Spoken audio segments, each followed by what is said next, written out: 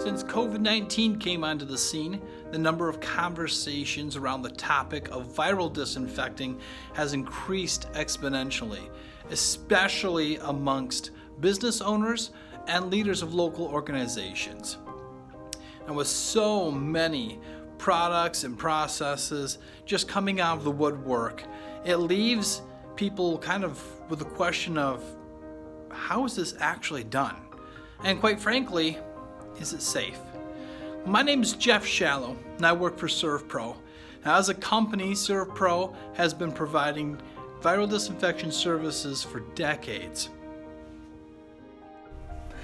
Today we will discuss some tried and true processes for disinfecting, how to gauge the level of safety involved for those providing and receiving this service, and lastly, what risks are present when hiring someone or attempting to disinfect on your own.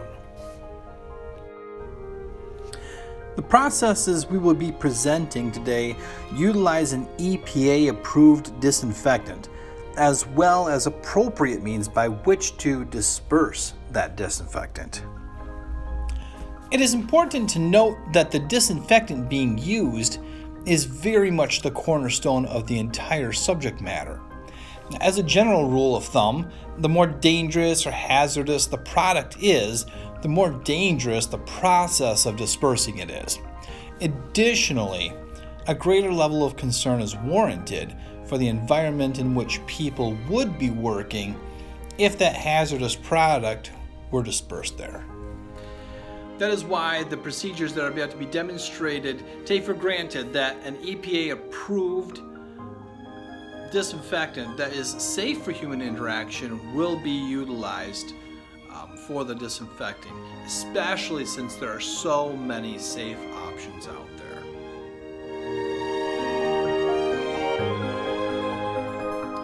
The ultimate objective of the disinfecting will actually help determine the process. So if we were to divide the objectives up into three broad categories, we would have periodic daily disinfecting, we would have weekly maintenance disinfecting, and then lastly, we could categorize like a confirmed COVID case as far as disinfecting. Let's start with the periodic daily disinfecting. This process typically includes a spray bottle with disinfectant, a clean cloth, and as for personal protective equipment, you could use latex gloves or something of that nature. And really all you're doing is spraying that cloth with that disinfectant, making sure that you have proper saturation, and then wiping down the primary touch points in a facility. Now the upside to this is that you don't have to don a lot of personal protective equipment or PPE. And it's relatively quick to do because you're not being super thorough. The objective there is simply to kind of keep that risk of the virus being spread by people in your business at bay. The downside to this process is that it's very time consuming to do thoroughly for all touch points. That's why periodic daily disinfecting is typically reserved for high traffic areas.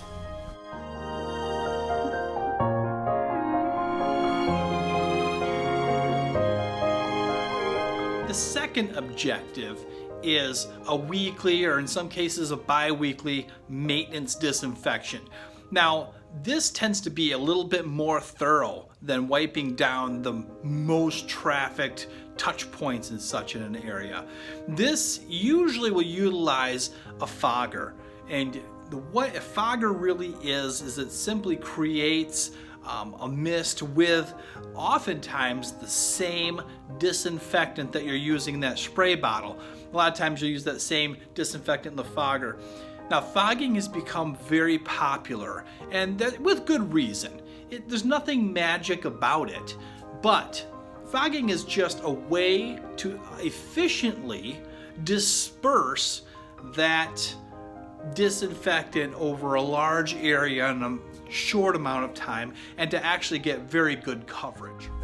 When it comes to fogging, PPE is a bit of a different story than before. So we're still going to use the gloves as we did in the daily cleaning. But since the fogging process disseminates the disinfectant into the air, it's important to use a respirator to prevent inhalation of the disinfectant. Something along the lines of a dust mask simply is not going to cut it. Additionally, eye protection may be required depending upon what product you are utilizing in that fogger.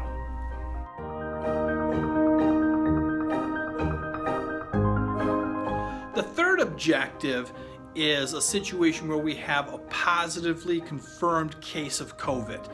Now we're going to take both of those processes that we had before, the fogging and the manual agitation, the wiping down, and we're going to combine them. We're going to be doing both.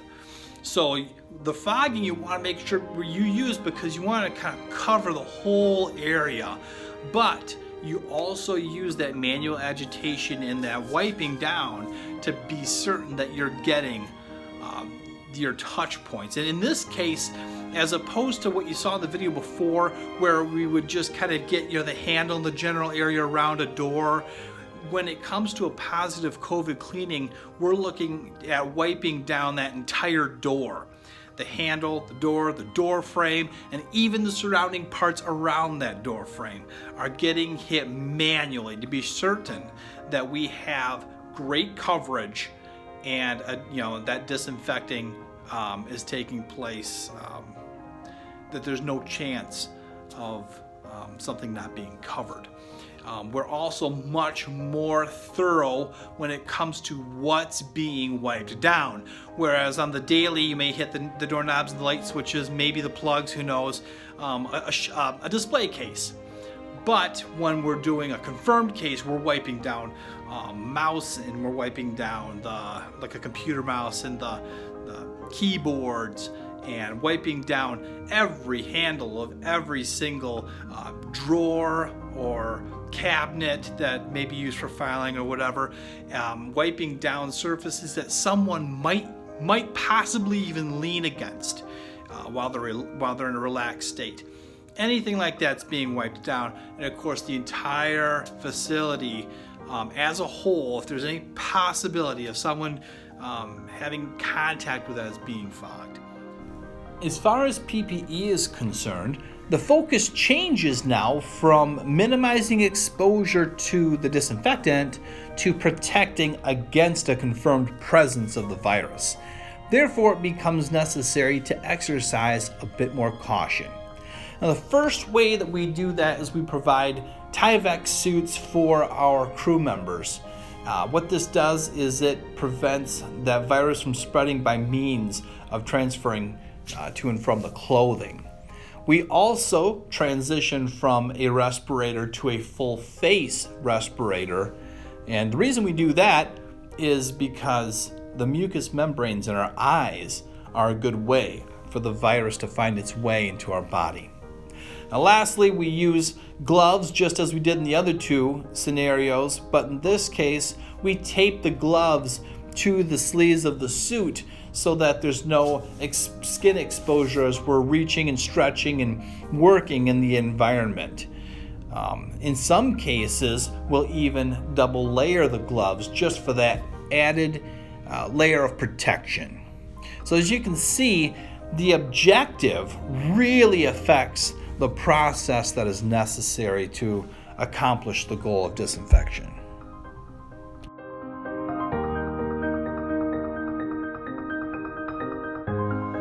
Going over the proper PPE is a great segue into our second point, and that is safety.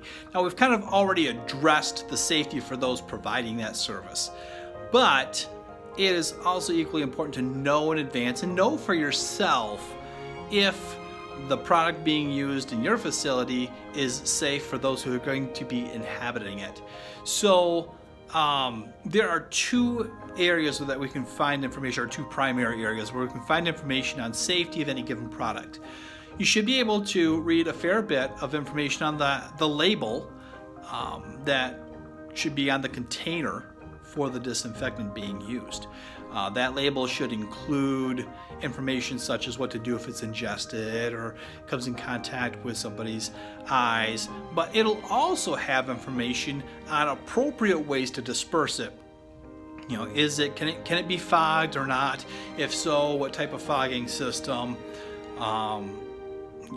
Stuff like that. So that's a good source of information. And the other one is the materials SDS, Safety Data Sheet.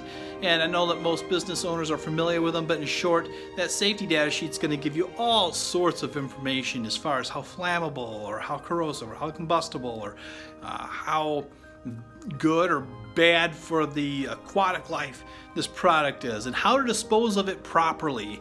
All those things and so much more. You should be able to get an SDS for any disinfectant. And if you find it difficult to find that information, you may want to second guess about using that product or having that product used at your facility. Each disinfectant has what is known as a dwell time. This is the amount of time that the disinfectant must remain on the surface without drying to achieve maximum effectiveness. The product we use at ServPro has a 5-minute dwell time. There are others that can have dwell times as much as 15 to 20 minutes.